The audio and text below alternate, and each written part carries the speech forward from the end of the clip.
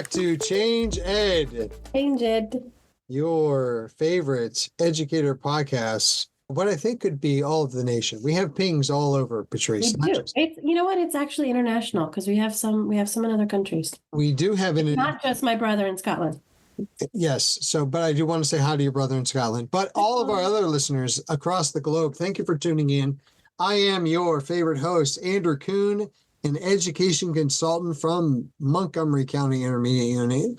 And here with me is Patrice Semichek, also an educational consultant out of the Montgomery County Intermediate Unit. Patrice, as you know, the guest that we have today is very well known for many things in the state of Pennsylvania, but currently is working with the Penn State University. Jeff Remington, welcome to the Change Ed podcast. Thank you. Great to be here. Great to have you. And so, Jeff, you now are working for the Center for Science and the Schools at Penn State. Is that correct? That is correct. Yep. We are a center housed in the College of Education. And what we do is we translate the amazing research work that's done all over the Penn State system from one border of the state to another border of the state. We translate that into authentic K-12 professional development and also student programs. Focus on authenticity, focus on the science and engineering practices. I retired from 35 years of teaching, and what's happening in research labs all over Penn State is more than just putting Coke and Mentos together. You don't see any researchers doing that. You see them doing authentic transdisciplinary problem solving. So that's kind of what we do at the Center for Science in Schools. Well, Jeff, it doesn't sound like you retired from the job that you're describing right now. Yes. Retired from the K-12 classroom, okay. but now have the great honor of serving K-12 educators all over Pennsylvania as part of our land grant mission and part of our outreach mission. And one of the things that we've talked a lot about, and I've heard you speak a lot about, and it's something that we want to lean into with Steels, it makes so much sense, is this idea of convergence education. I wonder if you could tell us a little bit about that and what that looks like with the work that you're doing and how you're supporting that work. Absolutely. Happy to do that. Yes. So I was fortunate enough to advocate early on for these standards called Steels and was on the steering and content committees. And the way Steels have been positioned, they are positioned as a launching pad for what's called convergence education. If you Google convergence education, you're going to see that it shows up from the White House Office of Science and Technology Policy. It is sort of a big push. A lot of great leaders are on that document. If you Google the White House OSTP Convergence Education. Convergence education is kind of an amplified version of project-based learning or problem-based learning that really tries to set the stage to say that the world's problems are so complicated now that a single siloed approach just isn't going to cut it. And we really have to do that transformation in the K-12 setting. I know schedules seem to be king in many places, and you put on your math brain for 40 minutes and then you leave that class and you go to your social studies class and you put on your social studies brain, then you go to your science class, put on your science brain. But we all know on this call that the reality of the world is the world isn't neatly siloed when it comes to problems and information and data. It is a very complex mix of things. In convergence education really is put forth by the White House to prepare for programs that are in place, such as the National Science Foundation's convergence research. And you're going to see more and more in R1 institutions, those are research institutions like Penn State all over the country, that kind of work is being done, where different disciplines are getting together to solve a complex problem. I'll give you an example. I was just presenting this at a Montgomery County Intermediate Unit presentation yesterday, where we had one snippet I showed them was convergence education between Penn State's fungal researchers, Penn State's sustainability researchers, and Penn State architectural engineering, where they came together with what you would think is a crazy idea, and that is this. why don't we use fungal mycelium as 3D printable building material to have a lower carbon footprint and have more sustainable buildings in the future? So those are the kinds of things that convergence education is going to lead to. And I feel like the MCIU crew that was watching that were kind of blown away by multiple examples I was showing them of what's happening in convergence research. That is so cool. Sorry, I want to nerd out all over that, but I won't. Go ahead, Andrew. Same. And you know what I love about this, Jeff, is what you just said. I feel like it's such a powerful exclamation point on these Steels conversations that we've been having, that we talk so much about phenomenon and how we should just be curious about the world. There's so many amazing things that happen. And I feel like this is proof in the pudding of like, this is why we're thinking outside the box in ways that we should be, and all these minds on this process. And so we're actually literally changing what the future will look like, not only through this convergence education, through the work that's being done, but even just here immediately in Pennsylvania through the Steels mindset that we're looking to implement and have learners that just don't memorize things. That how are we thinking about it? How do we critically consider what we're doing? What are we actually doing about it? So we're in a lot of ways feeding into this convergence education. Absolutely. Absolutely. The Steels standards are just an ideal launching pad for convergence education and even convergence research through citizen science. If you are a teacher that's used to being on, your lesson on day 144 of your curriculum cycle, this blows all that out of the water. But the nice thing about this is it is far more impactful and rich in the learning and the memory. So when I taught this way, when I was teaching at Palmyra, one of the convergence things we did a grasshopper field study that involved all subject areas. And we did it for probably the better part of a week. I've had so many kids over my 35-year career come back to me and say how great that experience was and tell me their favorite memories. I've never had a kid come back to me over 35 years and say, Mr. Rem, that drill and kill we did to get ready for this test or this test, that was memorable. Never heard that, but constantly.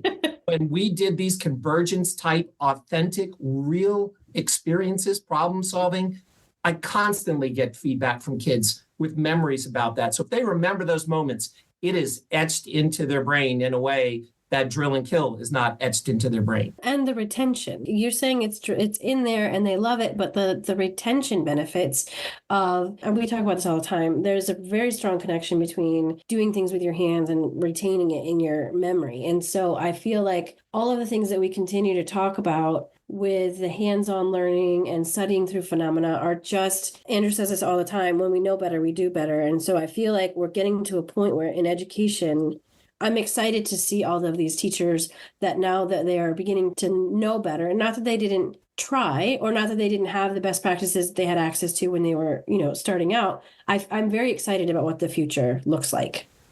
100%. It's exciting to hear too that the industry and education, post-secondary ed, is looking at working together. I feel like for a long time, all we hear about is the silos.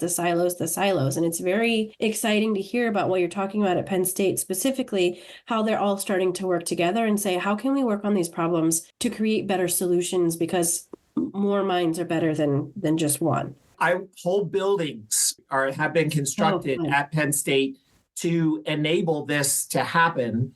And I also, when I go out and work with schools, I encourage them to think about it if they're ready for a building campaign, to think about reorganizing their building into these spaces. They're a phenomenal school, St. Patrick's in Carlisle.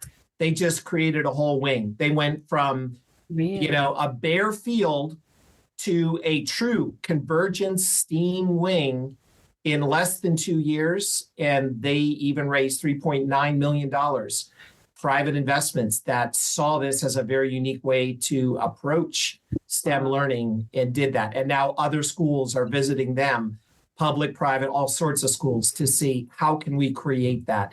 And there are places out there in Pennsylvania that can help schools do those kind of transitions with furnitures and spaces and new ways to think about things.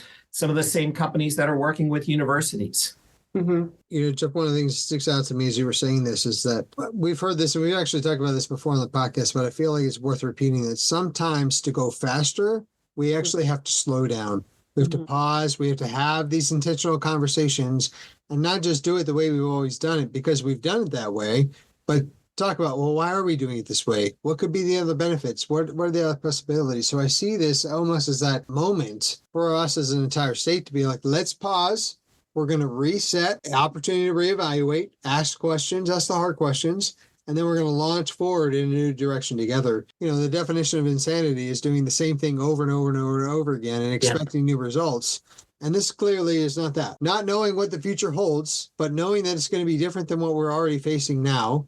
We're looking to how can we have these new and different conversations. And one of the things that really stuck out to me as you were talking was this idea of instead of moving linearly, which is something we've done through, I think, most of our existence as a society, now we're talking about moving exponentially.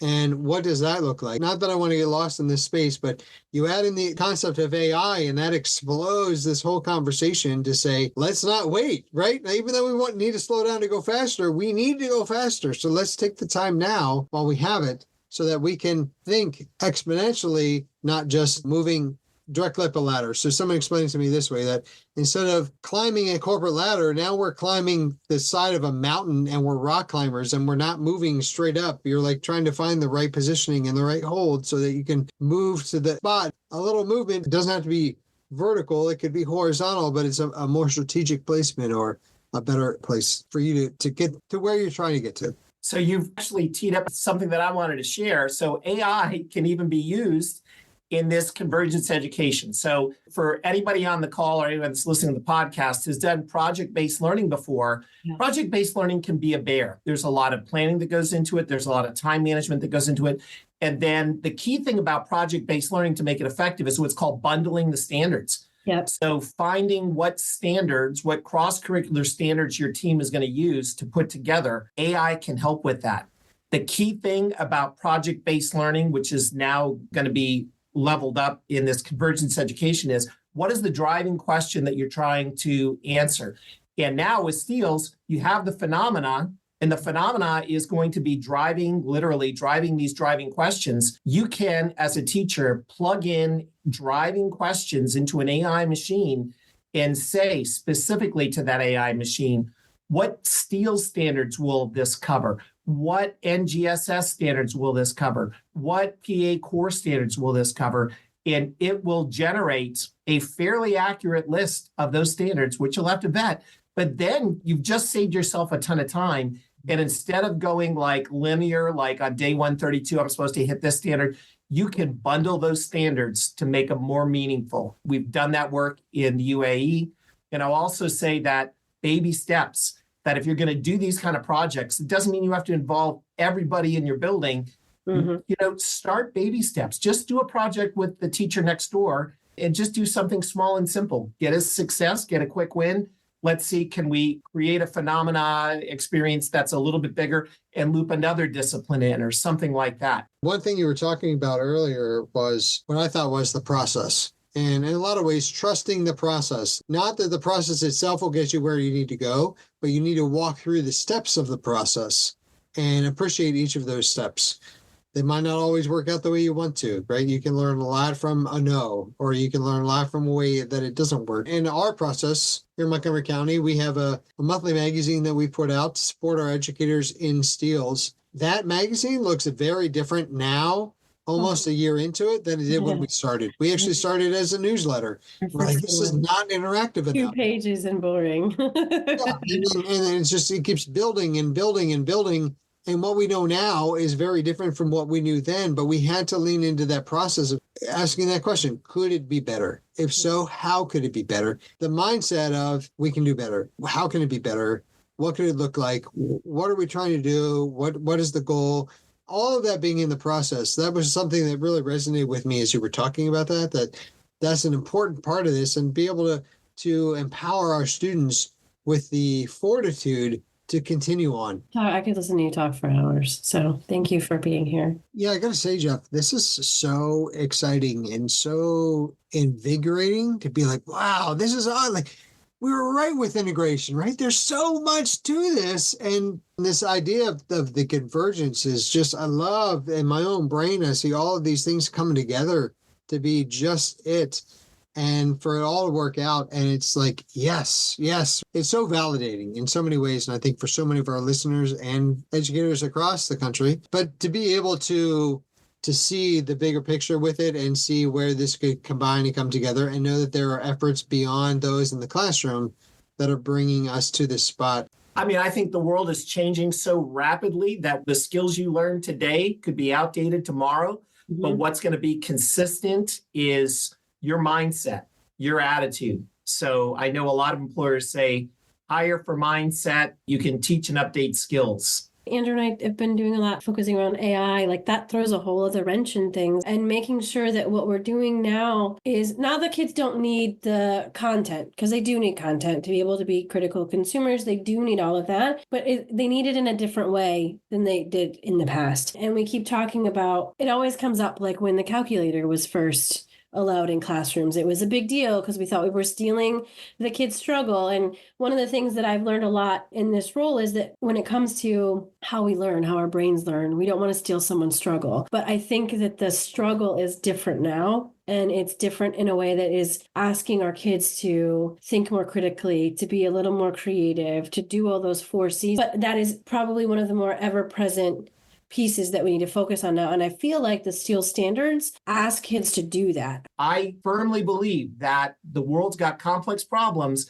The answers to complex problems are in the minds of youth all over the world, in every corner of the world. And it is on us to give them the equity and the access to solve the world's problems, because there's still a lot of problems out there. I think they can be solved. I think it's on us to cultivate those minds that have the answers. They're waiting in some corner of the world. So we are super grateful that you took the time to come on the podcast and share these thoughts with us. We'd love to have you back and have more conversations. Clearly, from what you said, it's your fault that we have this podcast and we're here now because you asked for this. So well done. And thank you for your work. We can inspire movement and change. And I think a lot of what you said was part of that. It's how do we do that change? We have conversations, we get people on board, we talk about ideas, and they can become something and maybe even something more beautiful than we thought they were going to be originally. My favorite proverb that I like to live by is a Kenyan proverb, which is, alone I go fast, together we go far. And I feel like that wraps up this so much. Further together. 100%. Further together. Yeah, I love that. So again, thank you, sir. Thank you for coming on the show. Thank you for being here and for working so much with the Montgomery County Intermediate. Thanks. Appreciate it. You guys are great. We've seen the impacts. On behalf of the entire CNJED team, we want to thank our audience for always tuning in and showing all your support all across the globe. Thank Jeff for coming on and being here with us. And we want to remind you that you can find validation and encouragement knowing that integration and STEELs are converging in education. Ooh. You know what I did there? That could be a good one.